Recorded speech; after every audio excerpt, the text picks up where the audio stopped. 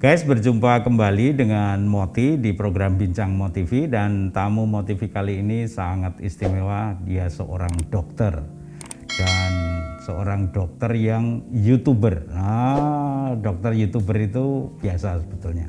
Tetapi yang tidak biasa adalah nampaknya dulu dia waktu muda itu pernah mau menjadi presenter mimbar agama yang saya kelola, tetapi saya tolak.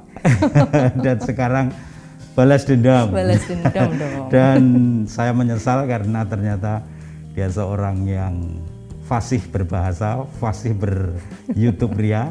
Dan kali ini ada di sini saya perkenalkan Dr. Silvi. Selamat pagi, Romo. Selamat pagi Dr. Silvi, sehat-sehat ya? Sehat, puji Tuhan, Romo. Puji Tuhan ya. Romo juga sehat. Oke, ya. saya sehat dan sekarang kita lagi bersama-sama ngurusi shelter Kampung Media. Betul. Maka di tengah kesibukan dokter ini, terima kasih meluangkan waktu kita ngobrol untuk teman-teman Motivi. Iya, sama-sama Romo. Senang sekali bisa diundang ya. Akhirnya saya bisa duduk dengan Moti gitu ya. Setelah waktu itu saya nangis-nangis ditolak gitu ya, sakit rasanya mau coding biasa. Baik dok, oke. Dokter Silvi, kita kenalan dulu deh. Siapa dokter ini, asalnya dari mana, dulu sekolah di mana, CV-nya ya. CV-nya berkarya di mana? Ya. Apa ini ada pertanyaan dulu kan ada lagu anak kecil itu Susan, besok gede mau jadi apa, dulu nyanyi itu enggak? Enggak, Romo. Iya, Moti. Jadi saya Silvi, saya dokter sudah sekitar udah ada 20 tahun belum ya? Oh belum setelah itu ya. Saya dulunya saya dokter lulusan tahun 2006. Lalu dari FK UGM, sekarang FKKMK UGM. Kemudian saya langsung mengabdi ke Nias dan Aceh. Waktu itu memang bencana, pasca bencana. Ya. Jadi saya sempat menjadi dokter bencana gitu. Membawa bencana. Jadi di dokter kebencanaan itu sekitar 1,5 tahun. Kemudian di situ mulai tertarik dengan isu penyakit infeksi. Jadi semakin jauh pergi dari titik nyaman ini ke ujung-ujung tuh, waduh luar biasa penyakit infeksi, kemudian malnutrisi dan sebagainya. Jadi waktu itu sudah soulnya untuk penyakit infeksi sudah ada. Nah dari situ Tuhan mengarahkan saya ke Jakarta untuk ke lembaga penelitian yang waktu itu kasus flu burung. Flu burung, Iya, saya in charge di sana sekitar 1 tahun. Nah sudah mau diangkat jadi PNS, pegawai tetap peneliti. Ternyata Tuhan minta saya pindah ke Jogja. Gitu. Ke Jogja berarti kembali ke kampung halaman. Kan waktu itu saya hamil kembar. Jadi tidak terbayang membesarkan twin di Jakarta. Saya pulang ke Jogja dan saya kemudian soul saya itu memanggil-manggil karena saya memang suka ngomong, Moti. Ini kalau nggak di stop nanti saya ngomong terus 2 jam ya kan. Ngomong terus ya. Ini saya malah meringankan saya. Oh gitu, meringankan Moti ya. Jadi di situ kemudian saya suka aja, katakanlah saya tuh bacanya satu baris itu saya bisa cerita 1 jam gitu ya. Nah terus kayaknya saya bilang saya suka educate, jadi akhirnya saya apply jadi dosen Fakultas Kedokteran. Kemudian sampai sekarang saya masih jadi dosen di Fakultas Kedokteran. Cuma kemudian pintu-pintu kesempatan itu membuka begitu saja seiring saya jalan. Tahu-tahu waktu karena dari SD kan saya nge-MC nge-MC. Waktu saya dosen, saya diminta jadi moderator. Ternyata moderatornya adalah ownernya K24 Group. Saya diminta untuk jadi hosting di situ dari 2014. Jadi sudah sekian lama, udah sekitar 500-an video lebih. Dari dulu followernya 700 sampai sekarang hampir 1 juta, Romo. Luar biasa. Jadi memang hobi cuap-cuapnya sejak kecil gitu ya. Iya, cuap-cuap. Baik, dok, pertanyaan selanjutnya nih. Dokter ini kan ya kerjaannya kan sibuk banget ya, dan hampir nggak ada waktu lah. Tapi kok kok bisa jadi YouTuber ini, ceritanya gimana coba dok, ceritanya? Ini menarik ya, Romo, karena tuh orang tuh selalu melihat saya itu sibuk. Nah, akhirnya saya tuh mendapat satu bacaan. Orang melihat saya sibuk itu karena saya melakukan banyak hal, tetapi hanya permukaan. Kadang saya tuh langsung makjleb ya. Saya tuh juga nggak sibuk-sibuk amat karena dalam sehari itu saya paling hanya melakukan 3-4 hal. Cuma dalam 1 bulan tuh memang saya sangat dinamis. Hari ini syuting, hari besok ngapain gitu. Nah, saya itu sangat terbantu karena di Dokter 24 itu sudah ada tim juga seperti mas-mas dan mbak-mbak ini. Guys, ini ada banyak relawan ini yang nyuting. Jadi di sana saya sudah ada script writer-nya, kemudian saya koreksi, sudah ditata bahasa, ya saya kemudian tinggal mempresent. Jadi tidak sulit, Romo. Oke, jadi sebetulnya dokter ini memang apa ya? Ya saya jadi ingat waktu waktu saya ditolak. Dulu saya tolak itu ya, kita nggak ngerti bahwa hobinya sejak muda itu memang suap-suap gitu ya. Tapi memang apakah demikian sejak sejak kecil itu memang sudah apa ya, seneng tampil gitu atau seneng apa menjadi presenter dan segala macam itu? Iya, Romo. Saya sih percaya bahwa ini adalah pengasahan dari tahun ke tahun ya, diasah gitu. Waktu awal itu saya dari sekarang sampai sekarang masih sih menulis, Romo. Saya suka menulis. Aduh, tadi saya lupa, saya mau bawa novel saya gitu. Saya menulis novel juga. Karena saya kan soulnya educate ya, in every ways. Jadi saya mengedukasi dengan novel, saya mengedukasi dengan YouTube misalnya, atau secara formal saya mengajar mahasiswa. Kemudian sekarang saya juga betul-betul hanya memilih praktek di klinik penyakit menular seksual gitu ya, karena penyakit menular seksual itu kuncinya adalah edukasi. Obat itu kalau nggak ditambah edukasi ya wes cuma jadi pasien tetap aja bolak-balik gitu. Jadi betul-betul, dan itu kan sebuah kebutuhan yang primordial sekali ya, tentang reproduksi seksual.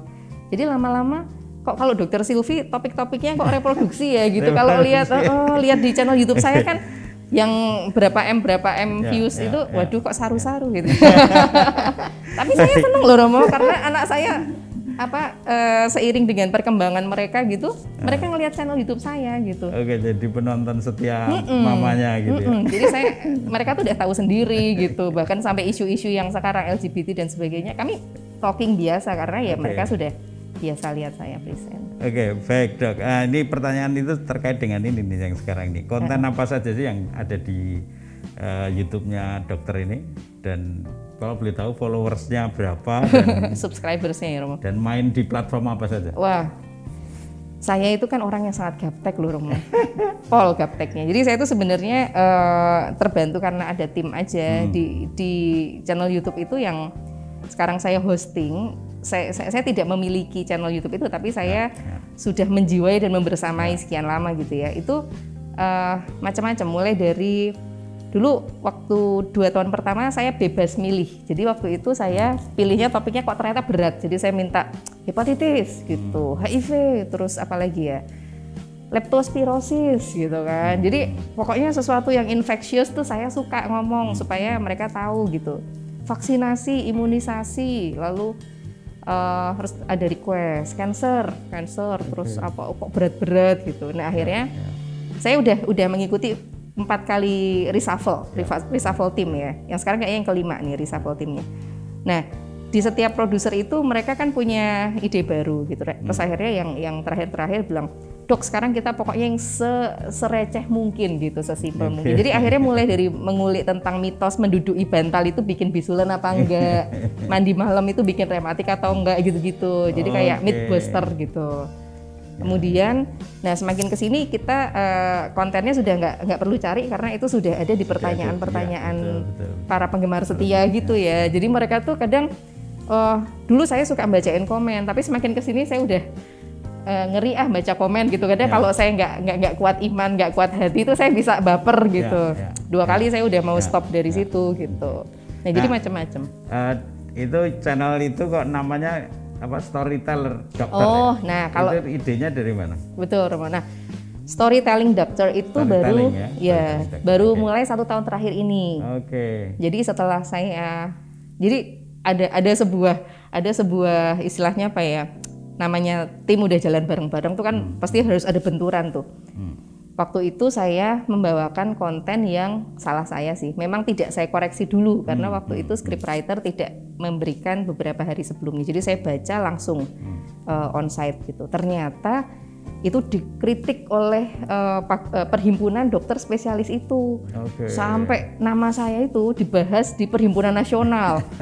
Saya langsung dikontak oleh chairperson Jogja. Waduh, saya udah panas dingin gitu. Nah pas itu entah bagaimana di kantor pusat itu juga baru ada sibuk, jadi saya nggak ada yang backup nih Romo. Saya ngadepin sendiri, keringetan sendiri, saya menjelaskan, saya minta maaf, akhirnya saya mengundang beliau untuk klarifikasi konten yang saya buat gitu. Nah waktu itu saya bilang, waduh ini ya rasanya kalau saya tuh tidak bisa handle everything gitu. Akhirnya saya bilang saya pengen konten saya sendiri, storytelling dokter, karena saya tuh suka cerita.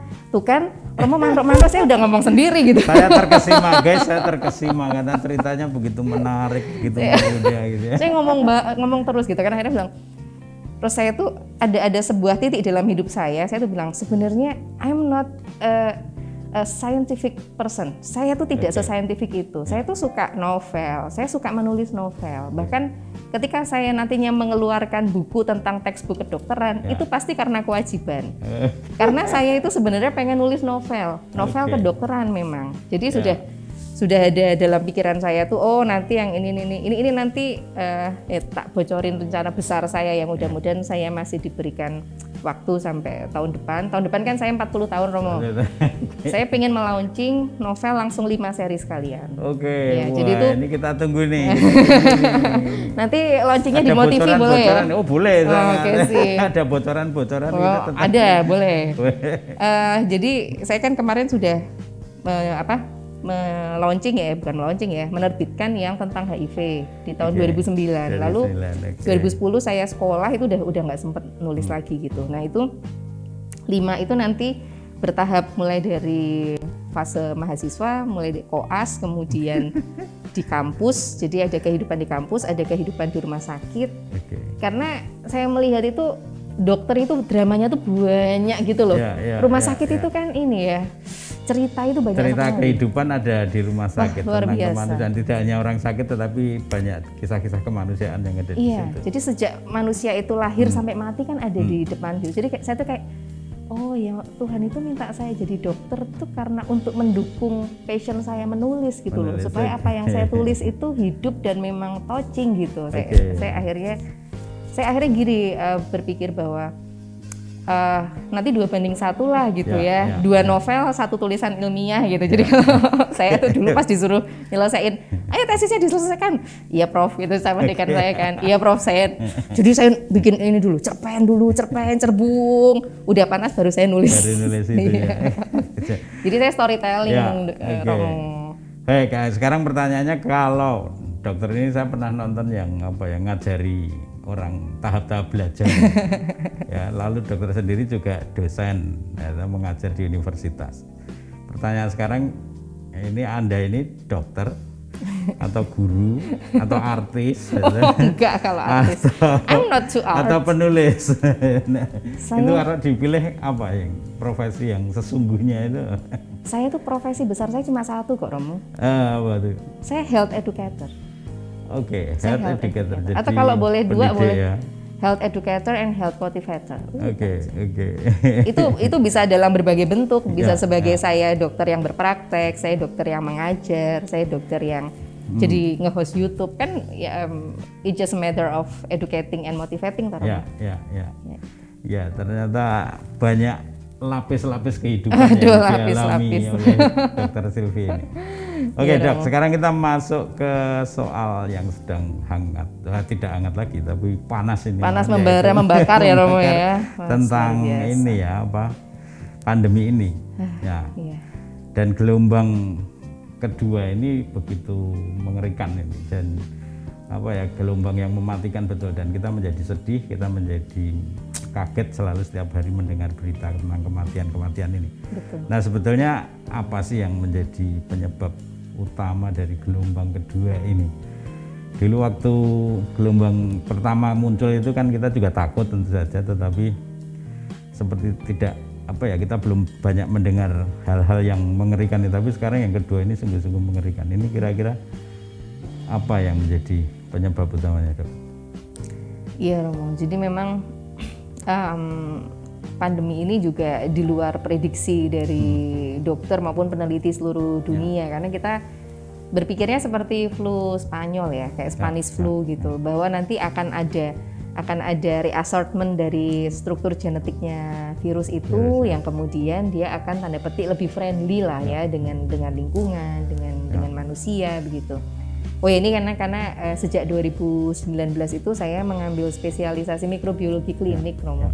Jadi kami memang fokus belajar tentang virus, bakteri, jamur, penyebab penyakit gitu. Di Indonesia masih sangat sedikit, baru sekitar 200 sampai 300 dokter ahli gitu. Nah, kembali ke SARS-CoV-2 ini karena dia memang virus yang ternyata tak diduga tak dinyana dia itu mempunyai kemampuan atau potensi mutasi yang cukup besar, karena ukurannya adalah paling besar di antara virus-virus dengan material genetik RNA. Nah, virus dengan material genetik RNA itu kan dia sifatnya lebih tidak stabil dibandingkan yang DNA susunannya. Kalau kita ini DNA. Nah, virus sendiri sebenarnya kan dia bukan material hidup, dia bukan makhluk hidup. Dia tuh hanya partikel. Dia hanya partikel gitu. Dia adalah partikel yang membawa paitannya ini seadanya.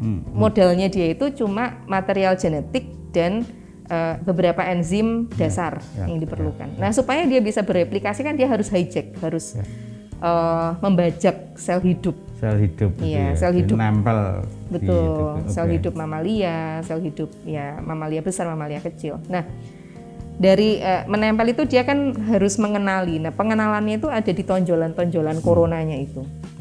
Dan di situ ternyata titik mutasinya ada di situ. Jadi awalnya dia nempelnya cuma bisa nempel ke sini. Nah, ketika dia ketemu sama temannya, lalu mereka ada pertukaran material genetik yang awalnya bisa nempel ke sini, dia juga bisa nempel ke sini. Ya, jadi reseptor yang mengenali akhirnya juga lebih banyak. Nah, lalu ini saya dulu pernah wawancara juga dengan dokter tentang COVID-19 ini juga ya. Nah, sekarang ada istilah yang saya perlu penjelasan lebih jauh. Tadi dokter sudah mengatakan mutasi. Mutasi ya. Lalu varian. Itu istilah-istilah ini gimana sih terjadi? Seperti apa ini yang namanya mutasi virus dan varian ini?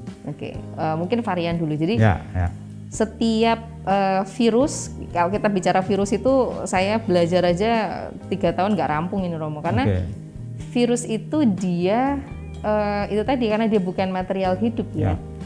Dia itu memang agak susah klasifikasinya, dalam artian turunannya tuh banyak banget. Nah, misalnya kayak SARS, kayak HIV lah pertama dulu. HIV itu dia tidak langsung dikenali sebagai HIV, tapi dari HTLV kemudian apa-apa. Semakin peneliti itu menemukan kekasan dari virus ini, barulah dia teridentifikasi sebagai suatu nama yang khusus. Lalu sudah tahu, oh ini cara identifikasinya begini, cara kulturnya begini gitu ya, cara menanamnya kembali begini. Nah, untuk yang SARS ini kan awalnya dia dianggap sebagai varian coronavirus yang baru. Jadi dulu kan namanya nCoV, novel coronavirus. Jadi dikira novel kebaruan gitu. Novel ya. Novel. Ternyata setelah dilihat lagi, dijelentrehkan gitu ya, material genetiknya, asam aminonya itu dilihat, oh ini ternyata mirip sekali dengan SARS-CoV yang pertama dengan yang MERS-CoV. Kemiripannya itu 60-90%. 90% dengan SARS-CoV yang pertama, 60% dengan MERS-CoV. Nah, ini akhirnya dia ternamai SARS-CoV-2. Nah, SARS-CoV-2 itu kita juga belum punya bayangan dia itu punya anak beranak tuh berapa gitu. Nah, kembali lagi ke virus yang dia itu bukan material hidup, berarti kan dia modelnya sedikit dan dia tidak punya mekanisme untuk memperbaiki diri kalau ada salah copy. Jadi kalau perbanyakan atau replikasi kan dia akan mengcopy dirinya tuh ya, kayak di fotokopi gitu, jadi banyak. Nah, ternyata misalnya di copy di sini salah nih. Kalau pada manusia kita punya mekanisme untuk cross check. Jadi nanti cross check, wah ini nggak sama, di delete. Nah, karena kita sel yang kompleks kita punya begitu. Virus nggak punya. Salah, yowes gitu. Nah, yowesnya itu ternyata mengubah sifatnya menjadi seperti ini, mengubah sifatnya menjadi seperti ini. Tak terdeteksi ya? Tidak terdeteksi. Jadi ahli bisa bilang, oh ini alfa, beta, gamma dan sebagainya. Itu kan penamaan ya, penamaan dari yang ditemukan. Jadi kita tuh tidak tahu ini tuh kita berhadapan dengan SARS-CoV-2 yang punya berapa varian itu kita tidak tahu. Ya kita menamai karena kita menemukan gitu. Jadi dulu kan namanya B117, terus habis nanti dikasih B117.1.2 kan angel. Akhirnya dibilang udah kita pakai abjad Romawi saja. Romawi tahu mas? Ya. Alfa, beta, lambda, kappa, epsilon. Gitu. Ya banyak cara lah terjadinya mutasi. Ada yang mutasinya cuma titik itu jadi dia cuma tukeran satu asam amino. Ada yang mutasinya segmen, jadi dia tukerannya tiga deret langsung. Pertanyaannya sebenarnya senjata paling ampuh melawan musuh yang tak terlihat yang namanya virus ini apa sih sebetulnya?